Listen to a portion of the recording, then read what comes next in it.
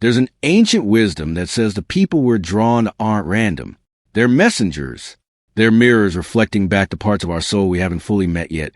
The truths we carry, but can't quite put into words.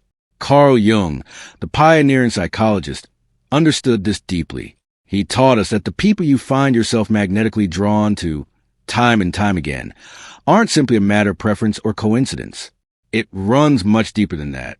That recurring pattern you can't resist, whether it's the ambitious go-getter, the free-spirited creative, the reliable rock, or the mysterious soul, it's actually a projection from your unconscious mind. Jung called this your inner archetype of the ideal partner, and it exists in all of us, regardless of gender. And today, I want to share something with you that most people never realize. The person who calls to your soul is showing you something profound about yourself, a part of you that you may have been hiding, a need you've been carrying without words, a quality you possess but have learned to suppress. This isn't about judging your taste in partners. This is a journey into hidden chambers of who you are, a way to reveal the map to your own heart so you can stop running in circles and start building the kind of profound, authentic connection you were always meant for. Have you ever looked back at your relationship history and felt a strange sense of déjà vu? You date different people, different faces, different jobs, different backgrounds, but somehow the dynamic feels eerily familiar. The same arguments, the same frustrations, the same way the initial spark eventually fades. It's like you're stuck in a loop, replaying the same emotional script with a different cast of characters. Here's what I need you to understand. This isn't bad luck. This isn't because all the good ones are taken. This is your unconscious mind running the show. When we're unaware of these inner patterns, they don't just sit quietly in the background. They get projected outward. We see this idealized, powerful, almost magical image in the people we meet. That feeling of love at first sight, that magnetic pull, that sense of instant recognition. It's often not really about the actual person standing in front of you. It's your unconscious mind shouting, "There they are! There's the part of me I've been missing." You fall in love with projection of your own soul. And here's the painful truth. No real person can live up to the weight of an archetypal projection. The person you place on that pedestal is human. They have bad days. They have insecurities. They get annoyed at small things. Eventually, the illusion shatters, and the relationship that felt like destiny starts to unravel. You're left wondering what went wrong, never realizing that you were in a relationship not just with a person, but with a disowned part of yourself. But here's the promise, and why you need to stay with me. Understanding your specific pattern of attraction is the key to breaking this cycle. It's the key to transforming your love life from an unconscious compulsion into a conscious choice. By decoding what your attractions are trying to tell you, you can stop asking your partners to carry the weight of your unmet needs and begin to cultivate those qualities within yourself. This is what Jung called individuation, the journey to becoming whole. So, how do we begin to decode this message? We're going to do it through a simple but powerful thought experiment. I want you to imagine 5 different people standing before you. You can't see their faces, just their silhouettes, their energy, their essence. Each one is different. Each one carries its own unique vibration, its own message. Here's what I want you to do. Look at them, not with your analytical mind, but with your heart. Don't think about who you should choose or which one seems like the healthiest or most appropriate option. Instead, ask yourself, which one do I feel the most magnetic pull towards? Which one feels like home? Which one makes me want to know more? This isn't about your current partner. This is about the pattern of your attractions throughout your life, the type that keeps showing up, the energy you can't resist. Take a breath. Let your intuition choose. Because the archetype that speaks to you isn't speaking to your conscious mind. It's speaking to your unconscious, to the part of you that knows the truth, even when you try to hide it from yourself. Hold that choice in your mind, and let's discover what it means. The first person stands with impeccable posture, upright, poised, radiating an aura of quiet control and capability. Everything about their presence suggests order, competence, and reliability. They're dressed in something classic and well-tailored. They feel grounded, like an anchor in a stormy sea. Their energy communicates structure, dependability, and safety. When they enter a room, you sense that everything is under control. They're the person everyone turns to in a crisis. If you felt an immediate magnetic pull toward this archetype, your soul is revealing something profound. You're seeking external stability because you haven't fully developed it within yourself yet. Now, let me be clear. There's absolutely nothing wrong with valuing stability. We all need it. But when this becomes your pattern, when you're repeatedly, intensely drawn to the specific type, your psyche is telling you something deeper. You might be someone who grew up in chaos or unpredictability. Maybe your childhood lacked structure. Maybe you're an entrepreneur or creative who lives in constant uncertainty. Maybe you're going through a major life transition and everything feels like it's shifting under your feet. The pillar represents the order and security you crave. But here's what most people don't realize. You're not actually attracted to the person. You're attracted to what they represent. You're attracted to the feeling of safety they provide. The danger here is that you risk building a relationship based on function rather than genuine intimacy and passion. You might unconsciously expect this person to manage your life, your emotions, your chaos. The relationship can become what Jung called a golden cage. Secure, beautiful from the outside, but ultimately restrictive.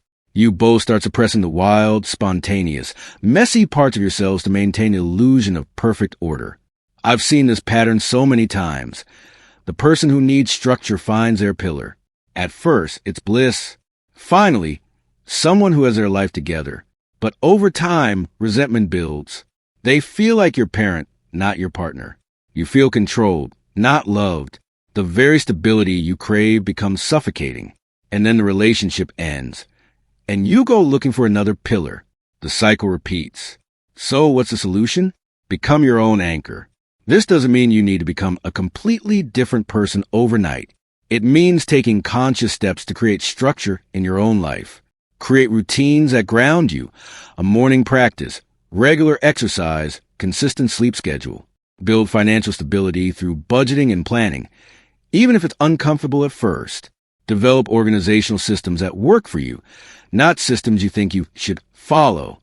Learn to self-regulate your emotions instead of relying on someone else to calm you down. Here's what's magical about this work. As you build your own internal foundation, your attraction pattern will naturally shift. You'll still appreciate a reliable, grounded partner, but you won't need them to be your source of stability anymore. You'll be free to love the whole person, not just the safety they represent. And you'll attract a different kind of pillar. Not one who parents you, but one who stands beside you as an equal. Now, if this wasn't your primary attraction, stay with me. We're about to explore something completely different. The second person stands with a relaxed, almost defiant energy. There's something untamed about them. Maybe it's the way they dress, the tattoos visible on their skin, the creative chaos they seem to embody. They exude freedom, intensity, and a hint of danger. They're not here to follow the rules. They're here to question them, bend them, maybe even break them. There's a raw, instinctual quality to their presence, a promise of passion, adventure, and a life less ordinary. They're the artist, the rebel, the one who quit their corporate job to travel the world, the one who says what everyone else is thinking but won't say out loud. If you felt a powerful, almost primal pull toward this archetype, you've chosen an embodiment of the parts of yourself you've been taught to hide or suppress. In Jungian psychology, this is called the shadow, and it's not evil or bad. Your shadow is simply the repository for all the raw instincts, unconventional desires, and wild creativity that society, your family, or your own inner critic told you were too much, inappropriate, or irresponsible. Maybe you were raised to be the good girl or the responsible one. Maybe you built a successful career by being professional, polished, and playing by the rules. Maybe you pride yourself on being rational and in control.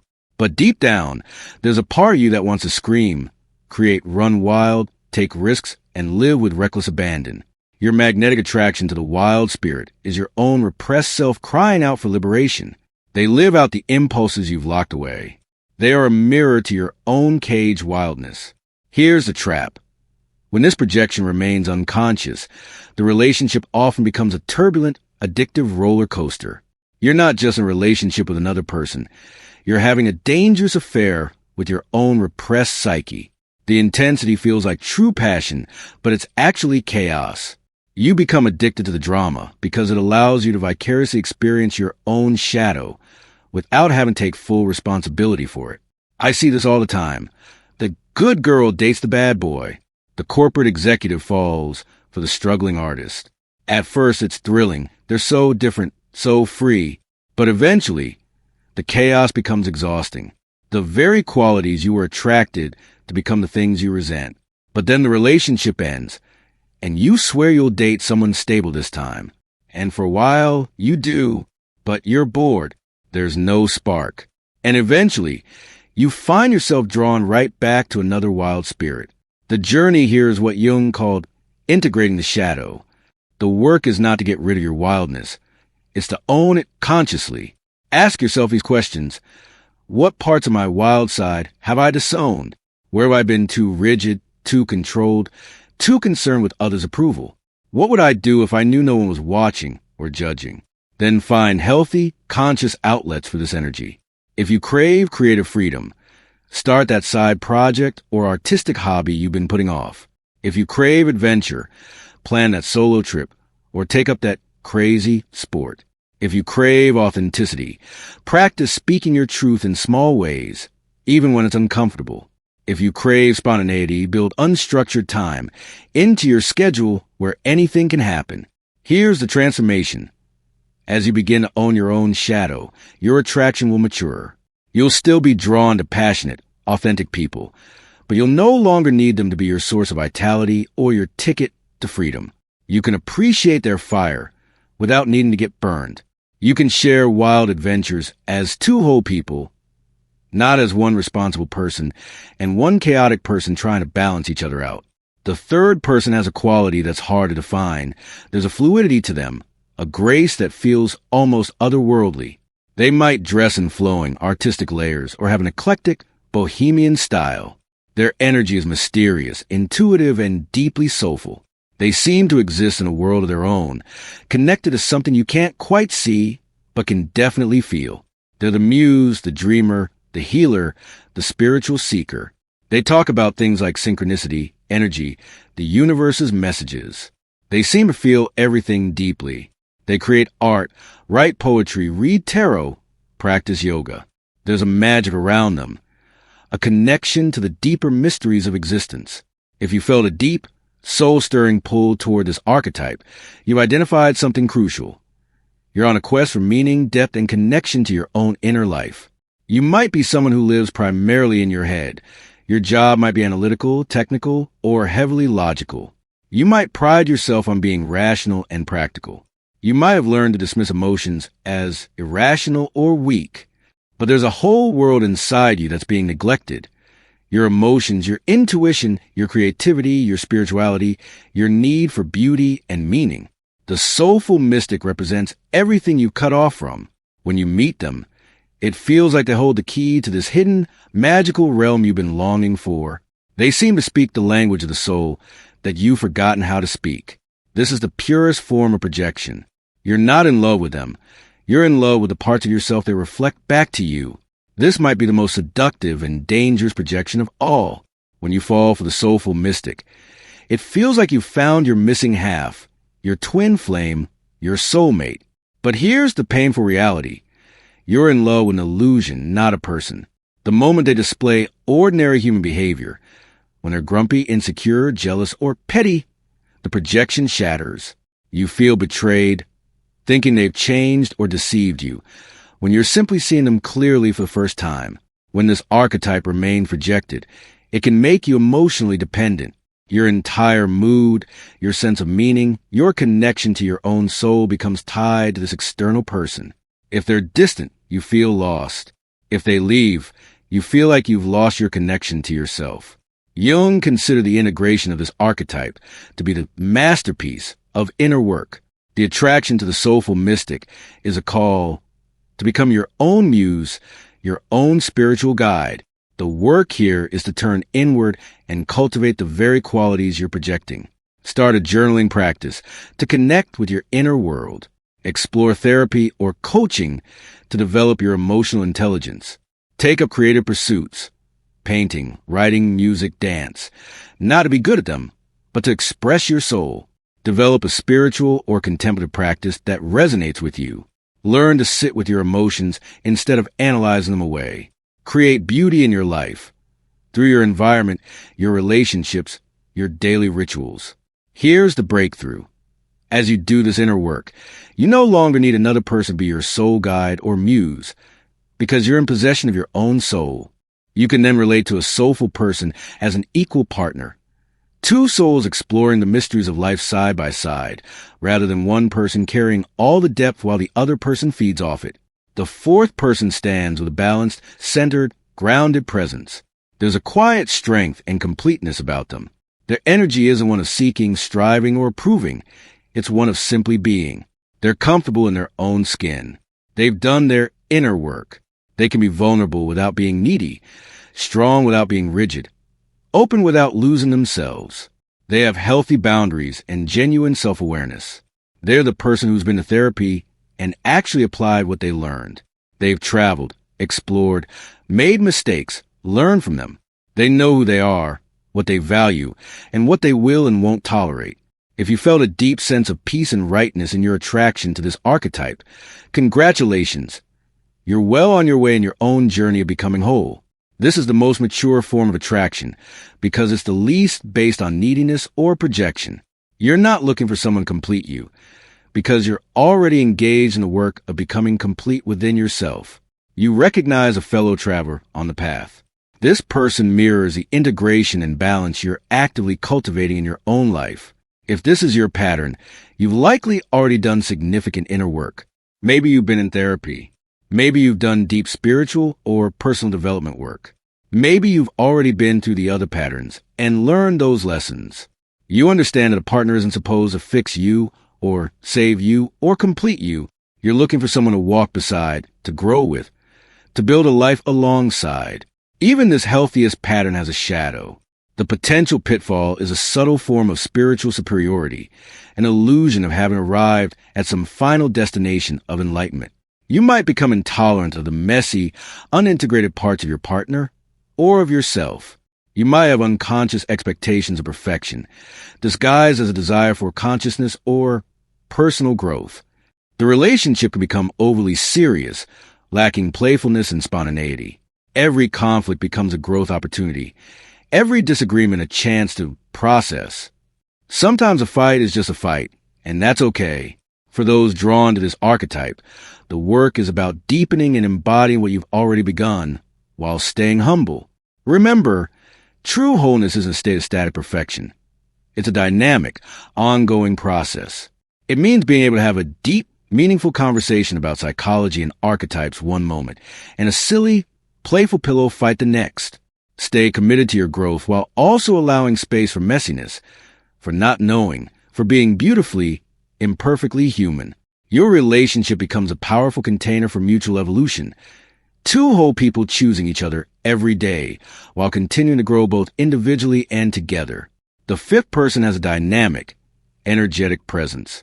They're caught in motion, always exploring, always curious. Their style is eclectic, a mix of influences from different places, different phases of life. Their energy is one of openness, transformation, and possibility. They're not defined by a single identity or path. They're actively creating it as they go. They're the seeker, the adventurer, the lifelong learner. They don't just live life, they experiment with it. They're always taking courses, trying new hobbies, traveling to new places, reinventing themselves. They're endlessly curious about the world and about themselves. If you felt a spark of excitement and curiosity, a desire to join them on their journey, you've chosen the archetype of transformation itself. You're in a state of active, conscious evolution. You're attracted to a fellow adventurer because you yourself are on a journey of discovery. You see in them a kindred spirit, someone who understands that life isn't about finding final answers. It's about living into the questions. Maybe you're in a major life transition, changing careers, moving cities, exploring your identity, questioning old beliefs. Maybe you recently had a breakthrough or awakening. Maybe you're just someone who refuses to be boxed in by any single definition of who you're supposed to be. This person represents the process of becoming, the thrilling adventure of constant growth and exploration. The beauty of this attraction is also its potential danger: instability and lack of commitment. A relationship built on constant transformation can lack necessary grounding. The shadow here is a fear of true commitment, not just to a person, but at any one path, identity, or choice. You might find you're more in love with the idea of exploring and evolving together than with the actual person standing next to you. The relationship can become a series of exciting new beginnings that never deepen into lasting intimacy. There's always another course to take, another trip to plan, another version of yourself to explore. But at some point, you have to actually choose something and someone and commit to going deep instead of constantly going wide. For those drawn to this archetype, the path is about learning to dance between freedom and commitment, exploration and depth. The work is to find what T.S. Eliot called the still point in the turning world, a center of gravity within yourself that remains constant even as you continue to grow and change. This means building rituals and routines that ground you while you explore. Learning that commitment doesn't mean stagnation. It can be the foundation for deeper transformation. Understanding that true intimacy requires staying, even when the initial excitement fades. Recognizing that the greatest adventure isn't constant external change, but a profound transformation that happens when you choose to evolve with someone over time. Your relationship can become both a secure base and a launching pad. A partnership that supports individual growth while also building something lasting together. So now you know, you've identified the archetype that calls to you most powerfully. Maybe it's the pillar of strength, calling you to build your own stability, the wild spirit, calling you to befriend your own untamed authenticity, the soulful mystic, calling you to connect with your own inner depths, the integrated whole, calling you to deepen your commitment to wholeness, or the fellow adventurer, calling you to balance freedom with grounding. And here's what I need you to understand. Your attraction pattern is not the problem. It's the compass. It's a sacred messenger from your unconscious, pointing directly to a part of yourself that's asking to be seen, acknowledged, and integrated into your life. The great work, the work that will transform not just your relationships but your entire life, is to take back the projection. To stop looking for someone else to carry these qualities for you, and to consciously cultivate them within yourself. When you do this, something truly magical happens. The desperate, needy quality of your attraction dissolves. You stop looking for someone to complete you, and start looking for someone to share your completeness with. You can finally see the real person in front of you, not as a projection of your needs, but as a whole human being with their own journey, their own struggles, their own magic. And paradoxically, when you stop needing your relationships to fill these voids, you become capable of experiencing much deeper, more authentic love. Now I want to hear from you. Which archetype resonated most powerfully? Did it name something you've been carrying without words? Drop a comment below, just a number 1 through 5. Or, if you want to share more, I'd love to hear your story. Your experience might be exactly what someone else needs to hear today to feel less alone on this journey. And if this video gave you insights, if it helped you see yourself or your patterns more clearly, please hit that subscribe button. This channel is all about exploring the psychology of relationships, personal growth, and becoming who you're truly meant to be. I post new videos every week diving deep into topics like this. Thank you for your courage, because choosing to see yourself clearly, shadows, projections, and all takes real courage, and you have that courage. You proved it by staying with me through this entire journey. It's time to bring these hidden parts of yourself into the light, not because they're bad or wrong, but because wholeness requires all of you. You deserve to be whole, and the people you love deserve to be seen for who they truly are, not just as mirrors of your own soul. Your attractions aren't random. They're a call to adventure, and the adventure, ultimately, is the journey back to yourself.